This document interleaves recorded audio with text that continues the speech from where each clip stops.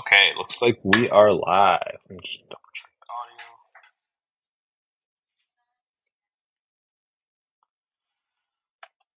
All right, all right. So today we have a deal in Birmingham. I know sometimes folks say it's harder to see, so let me see if I can zoom in a little bit today. So what we have here is a deal, 1569 Metal Court. Hey, how's it going? 1569 Metal Court, Birmingham, Alabama. We've been analyzing some creative deals for the past couple of days, but today we're going to analyze an on-market deal so that we get a little bit of practice in every single part of this process. So, what we're going to do is go through the process, hey Tina, every single time on what we're doing. So, this property, first thing I'll call is that it's kind of small, to be honest with you, 672, but that's okay. And this property is, I have a property over here, so it's kind of right across this big thoroughway, so I'm not going to assume that it's the same. Huh, that's a pretty big lot. What I typically do is I'm going to go through and look at the condition of the property for every single property. Now, this property will say it's got a brand new kitchen, probably brand new carpet, brand new bathroom. Bathroom's great, so you're likely going to be able to attract a pretty good tenant, I would think. However, the only downside to this property is that it's 672 square feet, which is really small, which means that there is unlikely going to be any room for you to add an extra bedroom, right? If you remember how we analyze deals every once in a while, we always try to look for the rents that are one bedroom above what the current existing bedroom count looks like for the property to see whether there's like a garage that we can convert into an additional bedroom to increase our chances of getting higher rent. That is not the case here. So let's do a quick street view. Wow, is that the home? Looks so tiny. Huh. If that's the home, then you see this. It looks like if this is the home, it looks like they added a addition over here. Let's see. Yeah, it looks like they added an addition over here to make it a little bit bigger. So this probably was even a smaller home with a bunch of trees in front of it. Okay. When you have this many trees, also get a sewer scope. Highly, highly recommend that. If you get any tree root intrusion, not a good, not a good spot to be. But for the most part, this neighborhood, it looks okay. Those border homes, no, looks okay. I mean, this is a little bit off the beaten path. However, think about it. If there's crime, you're kind of a little bit far away from crime, in my opinion. I don't like that. I don't like seeing a home with holes in it. So, not loving that piece, but it is just like slightly diagonal. So, this is some property that you probably want to take a quick and close look at, and now let's have somebody go out to the area if you do or are interested in this property. Okay. Next thing we want to do is we want to get the fair market rent, the FMR. So we do that by getting the county, and this is in Jefferson County. So when you go to Google HUD FMR, you can go to access to small area FMRs, click on FY 2024 FMRs, click on the state, click on the county, and now you're able to get by bedroom count, by zip code, what the maximum rent is. And this is 35228. 35228. And right here, you'll see that a FMR or the rent ceiling for a 3 bedroom in 35228 is 1450. So we're going to note this down at 1450 for a 3 bedroom. We're not going to get the rents for a 2 bedroom because it's not applicable in this situation. And we're not getting the rent for a 4 bedroom because this property is not going to have any space to add additional bedroom. So this property, let me make sure I write down this address.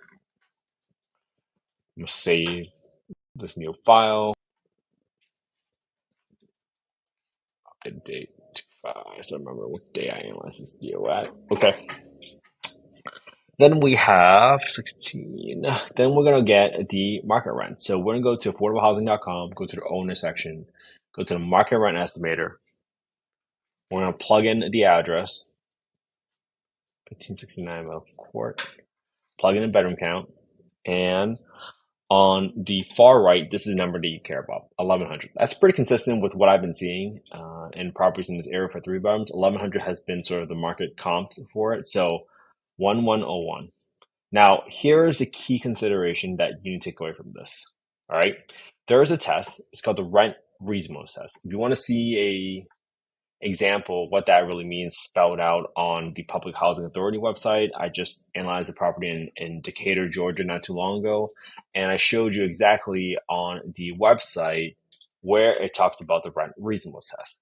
It essentially states that even though that the rent ceiling is $1,450 for a three bedroom, you cannot charge more rent to a tenant simply because they are a housing choice voucher holder.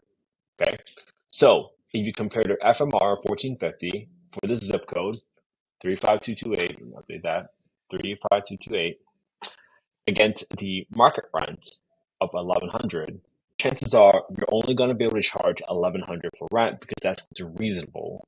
Because you cannot charge more rent than what the market determines or deems as reasonable. So we're going to underwrite this property using $1,100 in rent. And if you ever run into a situation, for a simple rule, just use the lower of the two number between MAR and the market rent that you'll see. And this is the rent for a three bedroom, just to be super clear on the spreadsheet. All right.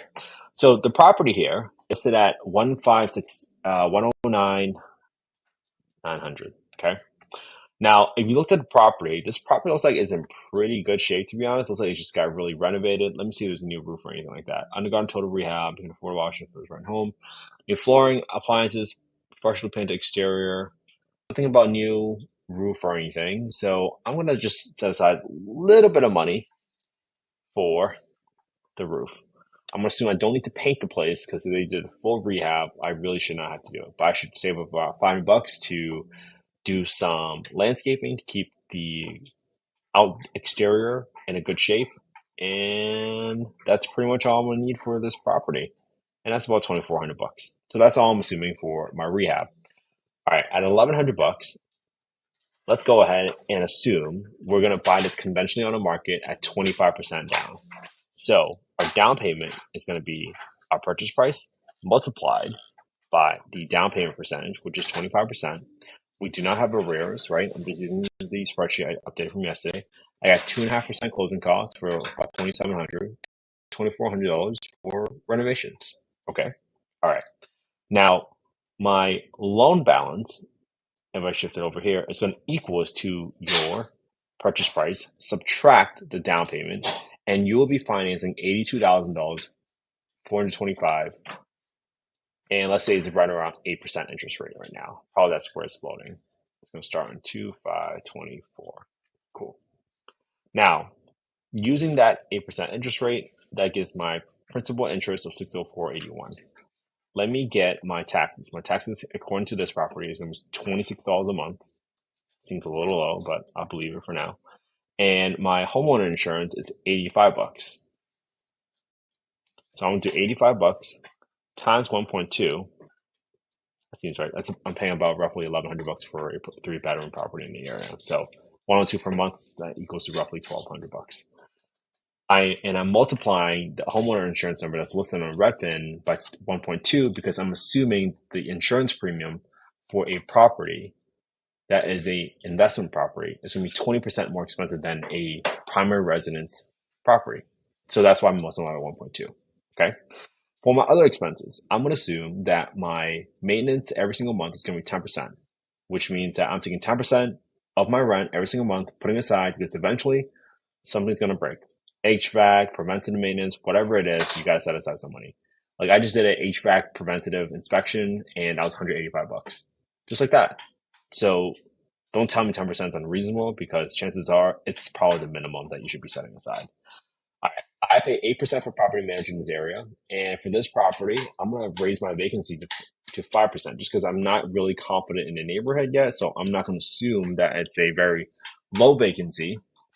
So I'm going to put 5% for vacancy because eventually somebody will move out every unit. All right. So I got all my expenses in. I got my rents in. I got my PI and my TI right from Redfin and then from just calculating what the down payment should be. Now, if I assume that my rent is 1,100 bucks. Boom. For this property, I would be cash flowing 114 bucks each month, which results in a 4.2% cash on cash return. And I was assuming 109. So I'm going to do 110 just to keep math simple, right? Assuming $110,000 purchase price and a $2,400 rehab. Easy enough, right? Okay. Now, I'm going to start updating numbers. Well, what if I got $1,200 in rent, right? Because it's a nicer property. However, it's a pretty small property. So you still want to understand, like, well, if I got 1,200 bucks for this property, how much would I make? I'd make $191, and that's a cash on cash return of 7%. Now, this still does not meet my current target criteria of 15% cash on cash return. But let's just say we're shooting for 10%. What would we have to buy it for in order to achieve a 10% cash on cash return? All right. So I'm going to go back to $1,100 in rent because that's where it's most likely to be fair. And now I decide what purchase price can I buy this property at to make this a deal, right? Because remember, every single property has a set of terms that will make it a deal. So in this scenario, if I was able to pay $95,000, probably $90,000, 88. There you go. There's 10. If I was able to pay $88,000, I'm gonna highlight it in blue on what I changed to be super clear for everybody. And my rent is still 1,100 bucks. I will now cash flow 234, and that's now a 10.234, and now it's a 10.3% cash on cash return. That meets my criteria. What would I need to pay for this property if I was trying to achieve 15% cash on cash return? Birmingham is typically not a very high appreciating market, so sometimes cash flow is more expensive, right? Some folks might lower their cash on cash return criteria if they know that they're in a high appreciating area. But in this area, it's unlikely that is the case. So if I want to achieve a 15% cash on cash return, which means I'm cashing 295 bucks a month at 1,100 bucks in rent, I need to pay $77,000 a month. All right. Hopefully you all are following me. We are simply doing the work, doing the math, and assessing what set of terms gives us the cash on cash return criteria that we're looking for. So right now, if your cash on cash return criteria is 10% and you're underwriting using 1,100 bucks as the rent, you will be willing to pay $88,000. But if you say, because I'm not in a high appreciating market and I want to cash flow 15%, I'll be willing to pay $77,000 for this property to meet my investment criteria. See how that takes the emotion out of the process when you analyze the deal, right? You're using numbers based on reasonable assumptions, but then you're playing around with the terms to see what will make it work. So assuming you can get 25% down, DSCR loan at 8% interest rate, that's what it would take for you to cash flow. Now, we always talk about like creative finance deals, and we can go through this process really quick. So if I use PropStream, so let me go ahead and plug in the address. What I'm looking for is to see whether or not the property is owned free and clear or if it's underlying sub-2 loan. The best way to go about it is if you go to PropStream and you look up the address and there is an underlying loan, usually there's a section called the mortgage and transaction history right here. Now, you see that this person last bought this for cash for $12,000 per deal. But there's nothing in here about his loan. So either someone used a cash purchase and rehabbed it with hard money or something like that. But at the end of the day, the person owns it free and clear. That's what you're trying to get. So if they own it free and clear, now you have to think about like, well, okay, Mr. Seller, if I was able to give you the price that you're looking for, which is $100,000, I can make that work as long as you give me terms that work. So what terms would work, right, for you in that situation? And this is what we need to play around with. So if you assume that the seller owns it free and clear, let's say you only have to pay a 20% down payment. And let's go back to $109,900 for for their asking price. At 20% down payment, at 8% interest rate, that's only a 3% return. That's not good enough. Well, what if I lowered my interest rate to, let's say, 3%? Oh, okay, well, that's a deal now, right? So in order for me to get 50%, I can still pay $110,000 and I can still rent it out for $1,100. But now I would be cash flowing $348, which still gives me a 15.4% cash on cash return, 2,400. And the terms that work is that I can give the seller a 20% down payment at a 3% interest rate. All right? Does that make sense? Cool. Now, if you are smart and you want to present this there, hey, Friday, good to see you, man. Thanks for tuning in. Now, here's another way to think about it. If you want to present it to your seller a little bit differently, let me see if I can show you exactly how I might present it. 30 years. I'm going to put this into the second loan so you guys can see a little bit better because I'm going to calculate the interest for you, assuming a 10-year balloon. So if this is a 10-year balloon and the seller's financing it to me, right, the seller is becoming the banking situation. So if I agree, like, hey, seller, why don't you become the bank? So that I don't have to go get a DSCR loan for 8%, you can finance it to me 3%. You'll probably be wondering, well, why would a seller do that? Okay, here's why. Now, this is the amortization schedule for the secondary loan that the seller is selling it to me. And right now, I am adding up all of the interest payments here. This is right in this loan tab. If you want to copy the spreadsheet, just DM me at InvestWithKentHe with your email on Instagram. I'll send it to you. Because of how the amortization schedule works, the seller is getting an additional $23,400 in interest. 23,397 to be exact. 23,397. 23,397. Total interest in 10 years paid. So the seller in this situation is really getting not only the $110,000, but he's getting the down payment, all of the principal pay down and payments for 10 years. And really he's getting an additional $23,397, right? It's all about how you present it to the seller. But you're also figuring out what makes it a deal for you. This is what's really important. What other set of terms will make this a deal to give myself the 15% cash and cash return? Because that's my personal criteria. Again, this is not investment advice. I'm not soliciting any investments from anybody. Simply doing the work, showing you what I'm doing every single day.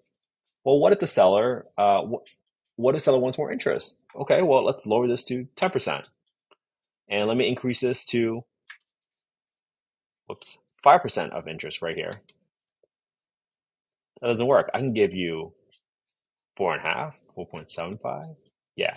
So this still works for me. I can give the seller 10% down. If the seller wants a higher interest rate, well, I can give them 4.75. 4.75. And that's going to yield me a cash and cash return of 15.1. So it still meets my criteria, right? My cash flow now per month is 203, and now it's $1,100 a month, still using the same rental assumption. Purchase price is still the same at 110. My rehab is still the same at 2,400. I have not updated that. And now my down payment is 10%, but I can afford to give them a higher interest rate because of the 10% down payment. And now my total interest that I'm going to pay the seller is $42,800. Let's just do 12. 42,850. 42,850.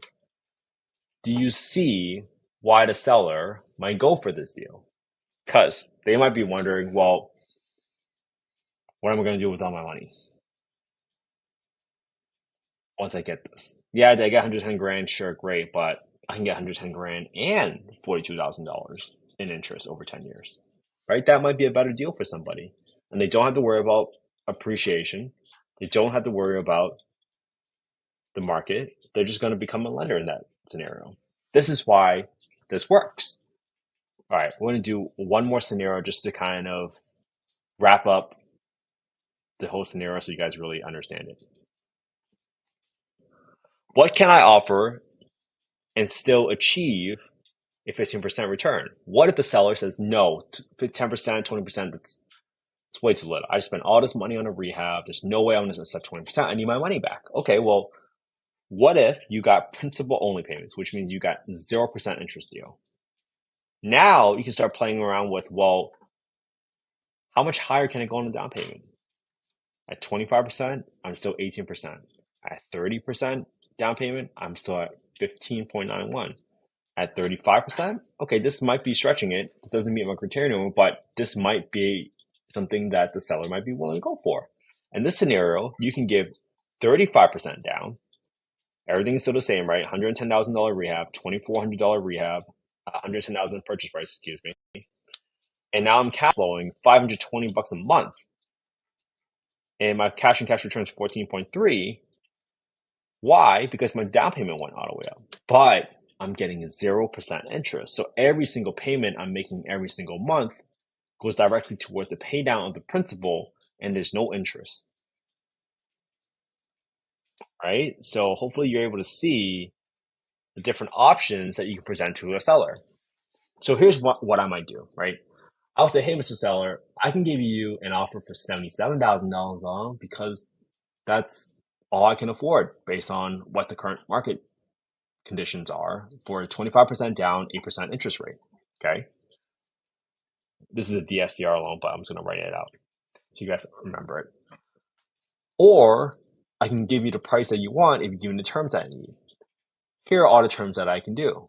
Mr. Seller, you have the option, right? You don't give them ultimatum, you let them pick.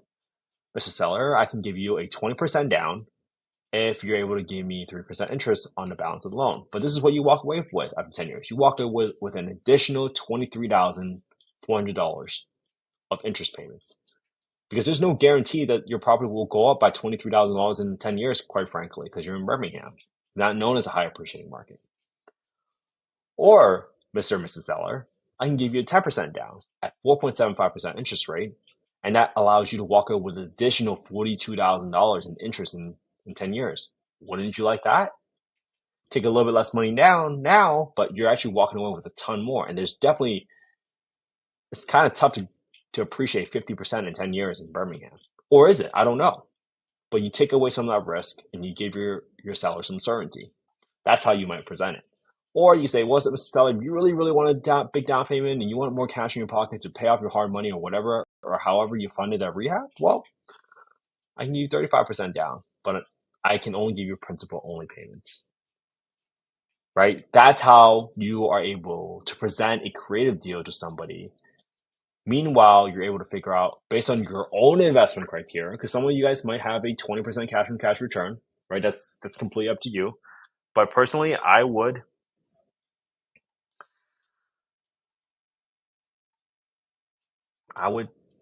be really clear about your criteria, because otherwise you're going to be really wishy-washy and you never be able to come up with a set of terms to present it. So knowing where you need to be at in terms of the terms allows you to walk into a negotiation with the seller to play around with. And you have all these different levers to play with, right? You can play with the purchase price, you play with the down payment, and you play with interest rate, as long as they all yield you the criteria that you're looking for. Because this is what I prioritize. Now, again, it's not investment advice, not soliciting any investments. I'm simply showing you all the work that I do every single day. This is the unsexy part of real estate. It's not cool, but this is all you need to do. If you are simply able to copy what I'm doing, kid you not, this is like school. Copy my homework. You can analyze the same deal I analyzed today using the same spreadsheet I used today and put it on your own YouTube channel tomorrow. If you do this consistently with me every single day, we've been on this live for 25 minutes, but all you need is 18 minutes. If you analyze a deal every single day for 18 minutes a day for 365 days, you would have spent 100 hours and you would be better underwriting deals than 95% of America. And then in the future, this is what you're going to get out of it. You're going to be able to look back at your own YouTube channel, and when the time comes and a deal comes across your table and slaps you across the face, you're going to be able to recognize it. And you're going to be able to have the confidence to pull the trigger on it. Because the only way you're going to be confident is when you look back at your own track history and show yourself that you've been consistently doing the work and analyzing deals every single day. There's another excuse I hear all the time. Well, I don't have the money. Well, you have to think about it. Why would a partner want to invest with you? If a party came to you and say, hey, why do you think this is a deal? Well, you could point them to your own YouTube channel at that point in time and say, I know this is a deal because I spent the last 100 days analyzing deals. And those have all not been deals. So that's why I think this is a deal, because of the work that I have done. And you can do this. And sometimes we struggle with thinking about how to start, how to get started. That's why I do this. You can simply just copy my homework. It's that simple of an analogy. And when you look back at this replay and you analyze the same property again, but put it onto your own YouTube channel, find one thing to do better than me. One sentence I explained that you could have explained better. And that's it. You're supposed to get better at underwriting than I am.